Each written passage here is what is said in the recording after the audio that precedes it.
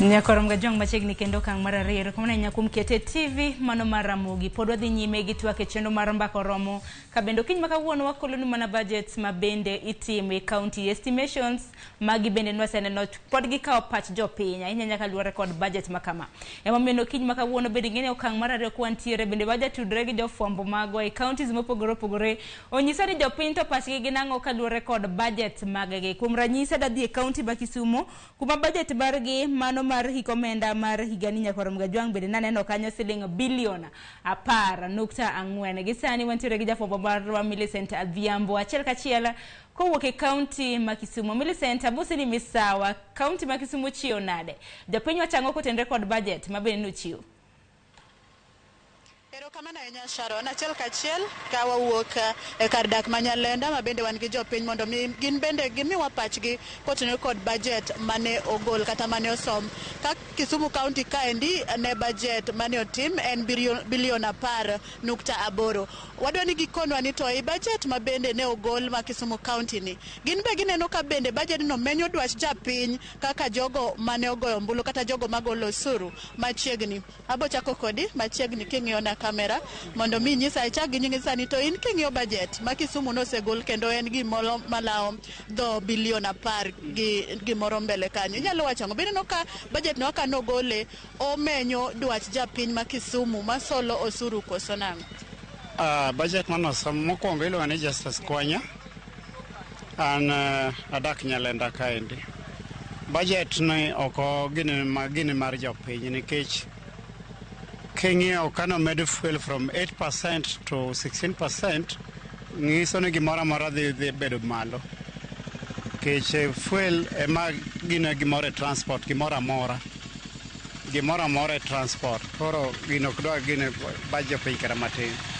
Wan kaka wan wasamua wabunge gi nonego dhi adhiya dala te mondo wachak yiero manyien. Erokamano ahinya machiegni ni nyalo wacho ang'o? Wayudo ni kata most of the time kikawo ga pach jopiny kia kata ni budget go nosetim ang'o gini mobedo allocated inyalo wacho ang'o? Wan gima wanyalo kwayo sirikal mamalo en ni public participation onego bed ni timo nyaka kuonde mag slums kendo gi make sure ni gi involve youths, gi involve person with disability kata wamama mondo gi make sure ni opinion mar ng'ata obed considered. In most cases waneno ka public participation gitimo mana e town ma osemiyo ka jopiny mang'eny modak kuonde mag slums ok interest gi ok bed considered in this particular budget. Kaluwore kod budget ma Kisumu manyo osegol ni un kaka jopiny bende nosechopo kumo kaw pachu? Pok aneno kata osetiyo gi forums mang'eny mag young people to pok waneno ka sirikal kawo pach jopiny to puro medo mana ajgi ni gi make sure ni gimano practice magi keto in place kendo ginyalo tiyo gi structures manitiere kaka mag ward admin chiefs go mondo konygi in terms of mobilization manyalo miyo gi yudhe matiyo kuonde mag slums gi motegno kendo share pachgi e yo makare ahinya. Erokamano ahinya machiegni nyalo wacho ang'o e wach budget mane osegol Kisumu ka bende omenyo pach japiny to kitimo lalruok kata ikawo pach jopiny owinjore ang'o sani nosegol budget ma Kisumu be in kata gi rieko ni gino nosewuok budget ma Kisumu ni oko? An mokwongo iluonga ni Cyprian an atiyo e sekta mar boda lakini budget ni aneno ko ofeva mana jotelo manokalego jogo ema gifeva japiny onge gimo feva kata dichiel kech giwonde wane no feva japiny to fuel omed gimoro amora kaka wane sekta mar boda ni otek kodwa saidi kech ok ane nikech kata na ginene mar public participation magiwacho ni wawinjo mani koro lwasi opok waneno jok mobiro kar ka irwa piny kar bogolo achiel kachiel public participation itimo hama titime koma hama tidwaro mondo tim gima chala main wan mano pok waneno wan winji koro lwasi to ni gikalo gikigo. Erokamano ahinya machiegni un kaka wamama iwacho ni budget kigolo bende ing'iyo ga gender equality two-third gender rule. Iparo ni budget ma Kisumu County ma bende nosegol ma okawo omenda ma laro bilion 10 ni bende otime yo makare to bende omenyo dwach japiny dwach joma miyo kod rawere? Ok omeny nikech mokwongo an nyinga Judith Atieno Odhiambo an Kisumu Siri kamatin ni dot matin Kanjowi. Budget no endo ok okonyowa kata matin nikech josiasa tiyo kodwa seche ma gimanyo kura. Inyalo yudo ka jasiasa wuotho ni nyaka dhodi komanyi kendo ng'e nyaka gi nyingi to ka giseyudo gima gidwaro no, jasiasa ywayo kiyo malo kendo kiai, iwinjo. Koro bajet no onge kama konyowa kata matin, nikech kata wan Kisumo Nyalenda kae, wan mine percentage marwa wago abedo. Seche mag okinyi sani an anatiyo ne Muindi sani almost higni 8 pok omedo pesa. Kata ka nyiewo Uhuru Kenyatta nye bet omedo 12% mane en last year before kapok ne owetelo, ne onge gima ne gimedo. Koro ne giwacho ni wacha next tutaona. Koro wan bajet no konywa kata matin. Bajet no sani ok konywa kata matin. Koro ne wakwayo ne josiasa manyocho pondo sama ne mane gine bunge gitem mondo gires jo Kenya, nikech Kenya te ok kata Kisumo kende, nikech jo Kenya te ywak ma onge ng'ama nigi kwe kata mane ode, onge ng'ama nigi kwe. Wachandore sani koro ko dhi omed 16%, matine ni kama nyochi dhi gi 100 ibro mede 100 mo. Koro wan gi shida sana wan mine mane gi nyithindo sikunde ma wan godo, nyithindo madhi secondary universities ok dhi school. Koro wakwayo ni mondo gikonywa mondo wabed gi kwe. Kamano. Budget no gor no segole Kisumu County kaindi bomenyo dwach jo Kisumo akoso okomeny. Okomeny dwach jo Kisumu kata matin. Nyinga iluonga ni Levina Chieng. An jadak mar Nyalenda ka. Kilo kama dakani. Koro budget masani to inyowa wan wa mama. Nikech wanwango ka koro piny tek makaka wakonyre onge gi nyithinde udi. Wanwango ka mogo idho, sukari oidho, gimora moro idho. To sama fuel osedhi malo nyiso ni gimora mora biro idho. Koro sani kata aka wachulot be wayudo ka tek. Nikech wanwango ka kibarua manyocha wagoyo kimi siling 400 to sani koro idwoke piny. Ko kidwar tiwe. Wanwango kendo ni koro joma ne tiyo kanja utiyo ji 4 kata mane udi mwatiye. To koro idwoko piny nikech pesa onge. Koro wan kaka wa mama waneno matek saidi gi nyithinde udi. Makata sama wuoyini nyithindwa iriembo pile ka pile to kaka wanyalo chulo school fees onge. Koro wan waneno ni jotelo mane wayiero meke MP emogo wa piny. Emoketo wa shida masani wakaleni. Kata kitu kuone mesa bende tek. Nikech kaki yud pesa ni mipoge, idwa chule ot, idwa chulo ne nyathi school fees, idwa ni mondi chiem bedo matek. Koro wan wainyore kabisa to suru be ni malo. Kaka wachulo osuru be sirikal oketo ni nyaka tichul. Koro kata kaki go ohala, to ohala no bigoyo to pesa bokine. Koro wakale matek saidi. Awuoyo gi ja MP mora kama gintie. Ni mondo ging'iga ginyalo konyo Kenya nikech jo Kenya inyore.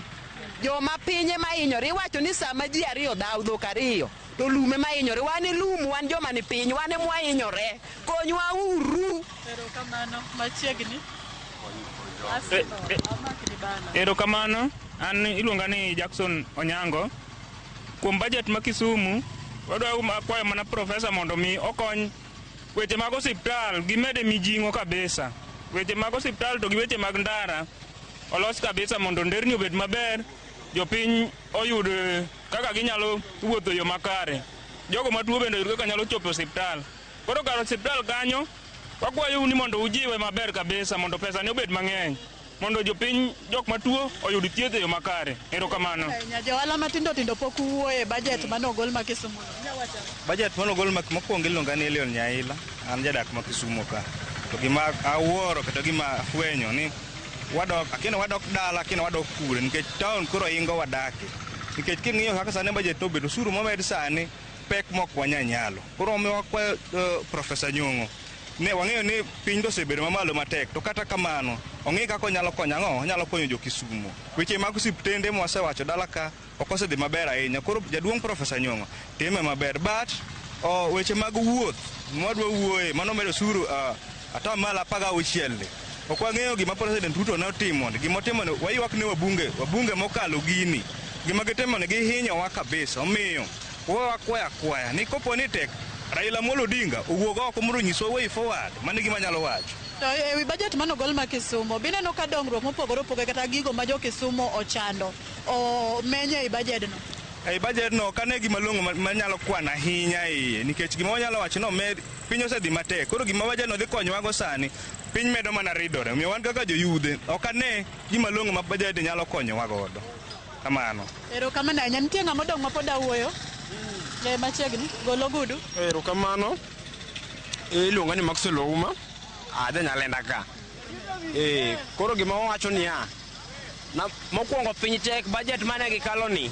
Jogi omedo gimoro amora, onge gimoduk chien nikech kaka fuel no onge pogruok gi duok mane giduok e piny gi siling no onge. Koro wan gima wawacho kaka yudhe, kaka wan yudhe joma riembo pikipiki wainyore ndara ka kata mana chulo ot bedo nwa matek. Winjo. Wan wakwayo ni Raila Amolo Odinga owuoge malo kacha omiwa way forward kaka wanyalo timo. Erokamano. Ng'ama da wuoyo piyo piyo? Erokamano, an iluonga na Isaac Omondo Lwanda kaka jadak ma Kisumu ka. Wawuoyo wi budget manokal Kisumu nosekal budget maromo dho omenda mar bilion 10.8. Inyawacho ang'o bende omenyo dwach japiny ma Kisumu manogombolo? Okan kang'iyo budget no to kanano ka dwach japiny oketi ahinya nikech budget samigoe onego bed ni ikawo pach jopiny, to kaka nogo kawo pach jopiny ok wang'e ni bajedno ochomo kanye nikech gima odhi konyo godo onge. Nikech kata mana sani ngima idho, ngima ni malo kabisa, kata an awuon ngima inga nikech kaka anyalo timra onge. Kotenore kod weche dongruok ma Kisumu manomiyo duoko jotelo mopogore opogore kombe, buneno ka budget no ting'o weche kaka dongruok mag apeyni, osiptende, weche somo kod weche ting'o johala matindo tindo. Magi gik mane watemo nono to pok wanwang'o adiera makende nikech budget mano otim pok wawinjo ni atina apeyni mage midhi losi, mago pok wawinjo. Koro ok wang'e ni budget no gidhi konyo e yo mane, kata budget no odhi konyo jopiny e yo man gi kata mana sani ndi somo ok ber tiyudo ka budget nogo gima budget no dwa konyo godo japiny onge. Koro nyaka wanon to budget ni odwa konyowa nade nikech adier budget kitimo kata kigi onego kaw pach jopiny, to ka ok okaw pach jopiny budget no odwa konyowa nade. Erokamano. Mana kamano Sharon, kaka iwinjo paro mopogore opogore kotenore kod budget ma bende ne okal pacho kaendi, ka bende mano ma Kisumu bende ne osegol ma bende ni e lela oganda neno. Kata kamano jopiny ma Kisumu to wacho ni ne ok okaw pachgi kaka owinjore mondo mi ginyis dwarogi kata gigo ma gigombo mondo jotendgi obi otimnegi giyud dongruoge mopogore opogore ma gisebedo ka gichando. Kionge penjo moro amora Sharon, taduoko ni e studio mondo idhi nyime kod thor wach ma wan godo chieng' ma kawuono e mbaka oromo, ka wan bende wamedo dhi koni kod koche kaunti ma Kisumu kaendi mondo wamed kolo weche mamedo tucho ma ang' watiyo godo e seche mag migago ka gikacha ng'ich welo kod oimore. Sharon, an kuomi. Erokamano ahinya Millicent, awinjo yo makare kendo